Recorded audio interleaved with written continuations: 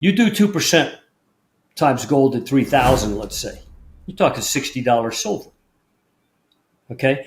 So watch that spread, because when that spread gets back up near 1.3% again, you're about to ignite both markets in terms of not just the performance of silver, but in terms of its dynamics in price and gold's price. It'll be beating gold, but they'll both get more dynamic. And I think it's at that point when you get those price rushes, and I'm betting that when that occurs, it will be partly due to the factor of the stock market causing a motion the other way and assets moving somewhere. In today's news recap, silver weekly price outlook. Silver falls but look likely to bounce. The silver market spent most of the week falling, but it has shown some signs of life as we are starting to see at least a bounce a bit towards the end of the week. We'll have to see whether or not that holds, but either way, silver is in an uptrend, and I just don't see why you would choose to fight that trend at this moment.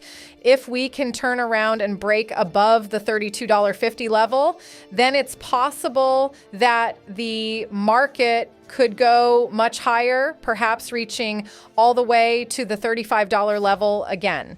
Underneath the current pricing, we have the $30 level just waiting to offer a bit of a floor. And as long as we can stay above there, then I think the market is probably going to be okay from an upward trajectory standpoint. Either way, it's worth noting that silver is very choppy and volatile and will continue to be something that people will have to pay close attention to. But at the end of the day, it's driven by the US dollar interest rates and geopolitics. Most things right now are starting to point to an upward trajectory again, but we'll have to wait and see how that plays out. Either way, I don't have any interest in trying to short the silver market. It has been far too strong for far too long. If we were to break down below the $30 level, then you have to start to ask questions. But even then, I think you have some work to do before you can get to the place where you think that you should be a short seller of silver. Keep your position signs reasonable. That's the most important thing when trading silver because of its inherent volatility. Now, we'll show you more clips, but first, smash the subscribe button and turn on notifications so you do not miss out our daily videos. In your mind moving forward? Well, from what I see, I think it's quite legit. And I don't think it's a green issue so much, as you said. Yes, in the U.S., it's a political issue. But when you're in, let's say, in Africa, in undeveloped parts of Africa, you don't have electric power companies with a wire running to your house. Okay. And you've got a cell phone, or you want one, and other things you've got at your home. You need a solar generator in your backyard, solar cells and an electric generator. China is catering to that emerging market situation where there is no centralized power authority in much of Africa and in large parts of Asia. And they're catering to that. And as those economies demand electricity, the best source is solar power. It's cheap too, relatively speaking. Prices have been coming down, and silver is an essential component to it. So, and from what I've seen, the industrial demand based on that is rising dramatically, double-digit percents every year, whereas silver production is flat at best and really declining slightly annually, year over year. And from what I understand also, China has really come into the Central American silver production and monopolized it. And I even understand that they've been paying prices for raw silver ore that's equivalent to purified silver. They're really strongly demanding it. And it's not for monetary issues. It literally is. They're 80 to 90% of the production of solar panels and voltaic cells. So I think it is really a thing that will spring on the public. You and I know about it because we're in touch with the industry, But I don't think the average Joe on the street is aware of that. And it's one of those kind of things that could help separate silver from gold, because gold is monetary solely, and silver has this industrial aspect. And to the extent that uncertainty hits the world, and we think that's coming, stock market drop will facilitate that in some ways. Also, jeopardy of bond markets will facilitate that in some ways, in a sense of nervousness. I need to protect myself. Even here in the U.S., where families, like in Texas, they're tired of the repeated hurricanes knocking power out for 2-3 weeks. So demand for solar cells, even in the U.S., is strong. And I think that once you get, I think the political instability we're about to see is something we predicted about a year ago. We can get on that later. Provokes emotion. And when stock market starts to break, that will really provoke emotion. Not just economic pain as rising commodity prices have done, but if suddenly you take 20% off everybody's retirement account or 30% off, they're getting hurt badly. They're bleeding from both ends. And that generates emotion. When you generate emotion, you generate factors that we don't normally incorporate into market analysis. You generate dynamics, downside for the stock market, and a movement toward things that make you feel comfortable. In the case of monetary, where you want to put your cash, what kind of cash do you want to keep it in? Bullion or paper that's evaporating in value? And in terms of your sense of confidence that you have electric power tomorrow, on a sense of instability. What the heck? $3,000, you can buy a generator that's solar powered that can generate most of your appliances. So even in the US, that demand could be sparked. But I think it's real. I think it's a real factor. And yes, it's been hyped within the industry and analysts like you and I. But the average public that's not a factor in their mind. And if all of a sudden you hit them with that gives them an extra excuse to favor silver over gold. And I'm going to suspect this. We think the advance in silver, which again wobbled today, continues. You take out the recent high, for example, at 35. Yet again, we do that. We make a high and goodbye, and it's not goodbye. You take it out later. We're at that threshold where if you get that silver gold spread up to that 1.3%, which to us is a neon sign saying, I'm going to accelerate, I think silver's going to take out its dual highs at 50 and do it in a flash. And once you do that, suddenly the public then wakes up, who've not been paying attention to silver. Their buddy has, their next door neighbor has, and he's been telling them stories and they didn't do it. And all of a sudden they have a sense of uncertainty. That's when silver gushes. And all of a sudden, I bet at that point in time, that's when those type of headlines about the industrial demand for silver hit the fore and will add to its fuel. Not spark it, but add to it after you've had the surge. Anyway, we'll see. But I think it's a real factor. Yes, I do. In today's news recap, silver short squeeze coming. The Federal Reserve cut interest rates for the first time in over 4 years in September, sending gold past a record-setting $2,500 an ounce. The aggressive 0.5 percentage point reduction was in response to the Fed's significant progress in bringing down inflation, as well as a slowing U.S. economy, evoking recession fears. Gold's rally, which started in mid-February, has been underpinned by increased geopolitical risks, the upcoming U.S. election, central bank buying, and slowing ETF sales. It last traded at $2,744 an ounce, up 37% so far in 2024. But silver has done even better, notching a year-to-date gain of 46%. Spot silver is now worth $33.67 as of Monday, 2030 New York time. Last Tuesday, it hit $34, the highest level since 2012.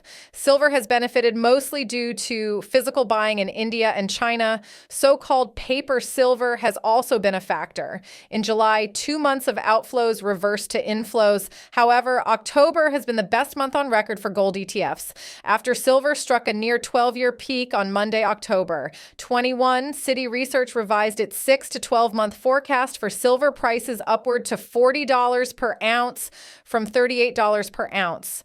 UBS Bank is also bullish on silver, with the caveat that the gold-silver ratio rose above 85 to 1 in September after hitting lows of around 73x in May. Despite this, we maintain our view that silver is set to benefit from a rising gold price environment, which is aligned with Fed policy easing. analysts at the bank said. Our expectation that the silver market will remain in deficit over the coming years implies continuous declines in above ground inventories, which should help fundamentally underpin prices as well as act as a tailwind for investor interest. We see silver outperforming gold over 12 months, with the potential for its ratio to test the long-term average of just below 70x. The unexpected price surge has put 5 U.S. banks at risk of substantial losses due to their large silver short positions. A short squeeze refers to a situation where an individual or legal entity sells an asset in the future without owning it first in the hope of buying it back later at a lower price to make a profit. However, if the price of this asset increases instead of falling as expected, this individual or legal entity is forced to buy it quickly to honor the delivery of their forward sale. This hasty buying movement then contributes to accentuating the rise in prices. Now we'll show you more clips of the latest interview, but remember to smash the subscribe button and turn on notifications so you do not miss out our daily recaps. Enjoy the episode. They're not going to, some of the smart asset managers are already making the move into the miners, for example. Newmont, for example, a big blue chip, and, there's some arguments against it in terms of, whatever, corporate management, whatever. It dropped sharply recently in earnings report. But still, it's in a 47, 48 area. And back in February, when Druckenmiller started buying, it was $32.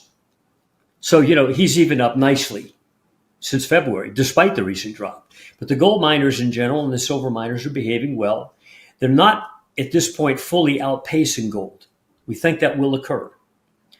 And I think, again, the most prominent technical I'm watching literally is that silver-gold spread.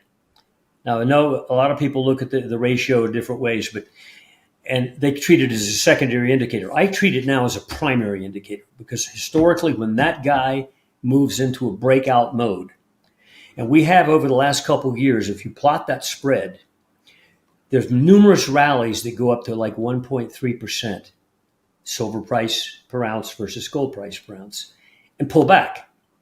You don't go back there again. You go back there again, you're going to blow through that structure. And it's 2.5, 3 years wide. If you looked at the chart, you'd say, ooh, that's a price chart. I want to buy the breakout. You're going to gush silver up to a couple of percent versus gold. Now, let me say this. You go back 50 years and look at that spread. Where has it been during those 50 years? 21 of those 50 years, silver's been at least 2% the price of gold. That's almost a norm.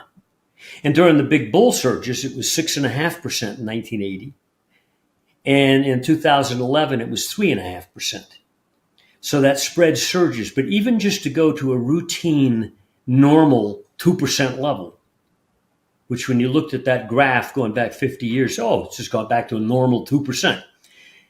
You do 2% times gold at 3,000, let's say. You're talking $60 silver. Okay?